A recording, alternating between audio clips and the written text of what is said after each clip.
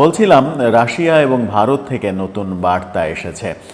ভারতের পররাষ্ট্র মন্ত্রণালয়ের মুখপাত্র রণধীর জয়সওয়াল তিনি বার্তা দিয়েছেন। আবার রাশিয়ার রাষ্ট্রীয় টেলিভিশন চ্যানেল থেকে বাংলাদেশের রাজনৈতিক প্রেক্ষাপট এবং নির্বাচন ডিলে হচ্ছে, সেনাবাহিনীর সঙ্গে সরকারের সম্পর্ক, এই ব্যাপারগুলো উঠে এসেছে। রণধীর জয়সওয়াল ভারতের পররাষ্ট্র মন্ত্রণালয়ের যিনি মুখপাত্র, তিনি বলেছেন যে বাংলাদেশে দ্রুত সময়ের মধ্যে নির্বাচন প্রয়োজন, নির্বাচন দিতে হবে। বৃহস্পতিবার দেশটির পররাষ্ট্র মন্ত্রণালয়ের নিয়মিত ব্রিফিংয়ে এই প্রসঙ্গ উঠে এসেছে। নির্বাচন প্রসঙ্গ করা এক সাংবাদিকের প্রশ্নের জবাবে পররাষ্ট্র মন্ত্রণালয়ের মুখপাত্র রণধীর জয়সওয়াল বলেন, দ্রুততম সময়ের মধ্যে অন্তর্ভুক্তিমূলক এবং সুষ্ঠু নির্বাচনের মাধ্যমে বাংলাদেশের জনগণের ইচ্ছা এবং ম্যান্ডেট নিশ্চিত করতে হবে। খুবই গুরুত্বপূর্ণ, এখানে আপনারা নিউজের শিরোনামটা দেখে নিতে পারেন। এখানে খুবই গুরুত্বপূর্ণ যে পার্টটা, সেটা হচ্ছে যে তারা নিরপেক্ষ নির্বাচনের পাশাপাশি অন্তর্ভুক্তিমূলক নির্বাচনের কথা বলছে, অর্থাৎ ইনক্লুসিভ নির্বাচনের কথা বলছে। তার মানে সব দলকে নিয়ে নির্বাচনের কথা বলছে। যখন আমরা দেখছি যে আওয়ামী লীগের কার্যক্রম নিষিদ্ধ করা হয়েছে, বিচারের আগ পর্যন্ত তারা কোনো কার্যক্রম করতে পারবে না, এমনকি নিবন্ধনও বাতিল করে দেওয়া হয়েছে। আগামী নির্বাচনে আওয়ামী লীগ অংশগ্রহণ করতে পারবে না বলে সরকারের পক্ষ থেকে জানিয়ে দেওয়া হয়েছে।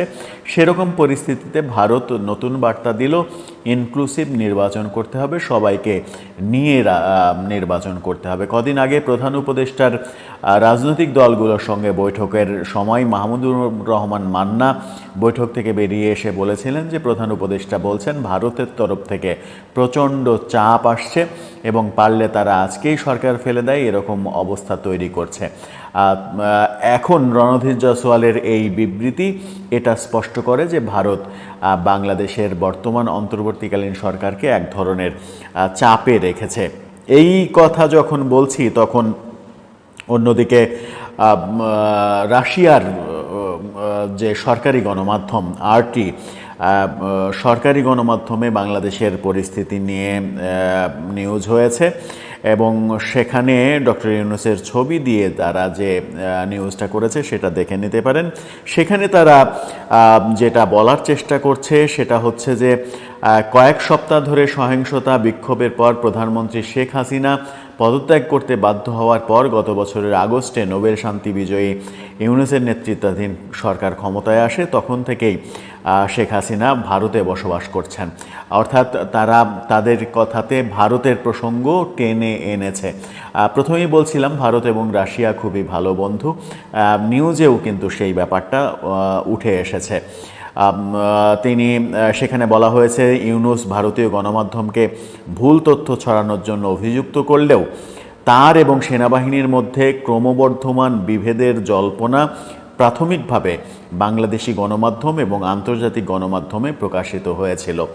যদিও ইউনূস এটাকে বলছেন যে এটা ঠিক না, ভারতীয় গণমাধ্যম ঠিক কথা বলছে না, তারপরেও সেনাবাহিনীর সঙ্গে সরকারের যে বিভেদ তৈরি হয়েছে এটা স্পষ্ট হয়েছে, সেটা তারা বলার চেষ্টা করছে। বলছে যে প্রতিবেদনগুলো ইঙ্গিত দেয় যে নির্বাচন অনুষ্ঠিত হতে বিলম্বিত হওয়ার কারণে অসন্তোষ রয়েছে। ইউনূস বারবার বলছেন যে 2026 সালের নির্বাচন অনুষ্ঠিত হবে, কারণ দেশে প্রথমে সংস্কার প্রয়োজন। গত সপ্তাহে অন্তর্বর্তীকালীন সরকারের প্রশাসনের মধ্যে তীব্র উত্তেজনা তীব্র আকার ধারণ করে। ডেইলি স্টারের এক প্রতিবেদন অনুসারে সেখানে জানা যায় যে জেনারেল ওয়াকার ঢাকা সেনানিবাসে এক উচ্চ পর্যায়ের সমাবেশে বলেছিলেন বাংলাদেশের রাজনৈতিক স্থিতিশীলতা প্রয়োজন, এটি কেবল নির্বাচিত সরকারের মাধ্যমেই সম্ভব, অনির্বাচিত কেউ সিদ্ধান্ত গ্রহণ করতে পারবে না, অনির্বাচিত কারো দ্বারা সিদ্ধান্ত গ্রহণযোগ্য হবে না, এমন বার্তা দিয়েছিলেন। এছাড়া আরও অনেক বিষয় তুলে আনার চেষ্টা করা হয়েছে। তারা এই নিউজে মূলত যেটা বলার চেষ্টা করেছে সেটা হচ্ছে যে ভারতীয় মিডিয়ার প্রচারণাকে সরকারের পক্ষ থেকে প্রোপাগান্ডা, গুজব এগুলো বলা হচ্ছে, কিন্তু কিছু কিছু ক্ষেত্রে এর বাস্তবতাও দেখা যাচ্ছে, যেমন সরকারের সঙ্গে সেনাবাহিনীর সম্পর্কের অবনতি, নির্বাচন পিছিয়ে দেয়া এবং রাজনৈতিক দলগুলো আর্লি নির্বাচন চাচ্ছে, এই ব্যাপারে দ্বন্দ্ব তৈরি হয়েছে, যে কারণে বাংলাদেশের রাজনৈতিক অসন্তোষ সৃষ্টি হয়েছে। রাশিয়ার সরকারি গণমাধ্যম যখন এই খবর দিচ্ছে এবং ভারতের পররাষ্ট্র মন্ত্রণালয়ের মুখপাত্র যখন ইনক্লুসিভ নির্বাচনের কথা বলছে, তখন এখন কি এটা ধরে নেওয়া যায় যে সরকার শুধু ভারতের চাপের কথা প্রকাশ্যে বললেও আন্তর্জাতিক আরও অনেক চাপ তৈরি হয়েছে বাংলাদেশের উপরে, যার একটা উদাহরণ রাশিয়ার আরটি, যেটা রাষ্ট্রীয় গণমাধ্যম, সেখানে উঠে আসা এই সংবাদগুলো। আদতে কি হচ্ছে, প্রধান উপদেষ্টা জাপান থেকে ফিরে কোন পথে এগোবেন, আন্তর্জাতিক চাপ তিনি মোকাবেলা করতে পারবেন কিনা, মোকাবেলা করে তার সিদ্ধান্ত বাস্তবায়ন করতে পারবেন কিনা, নাকি আন্তর্জাতিক চাপ এবং দেশীয় যে চাপ আছে সেই চাপের কাছে নতি স্বীকার করে যে সকল দাবি তোলা হচ্ছে সেই দাবিগুলোই বাস্তবায়িত হবে, এমন সিদ্ধান্তও হয়ে যেতে পারে আন্তর্জাতিক চাপের ক্ষেত্রে। সরকার পরিবর্তনের ঘটনা ঘটতে পারে, সরকার পরিবর্তন হোক না হোক, আওয়ামী লীগের ওপরে যে নিষেধাজ্ঞা জারি করা হয়েছে, অর্থাৎ আগামী নির্বাচনে অংশগ্রহণ করতে দেয়া হবে না, সেই দৃশ্যপটেরও পরিবর্তন হয়ে যেতে পারে বলে অনেক বিশ্লেষক মনে করছেন।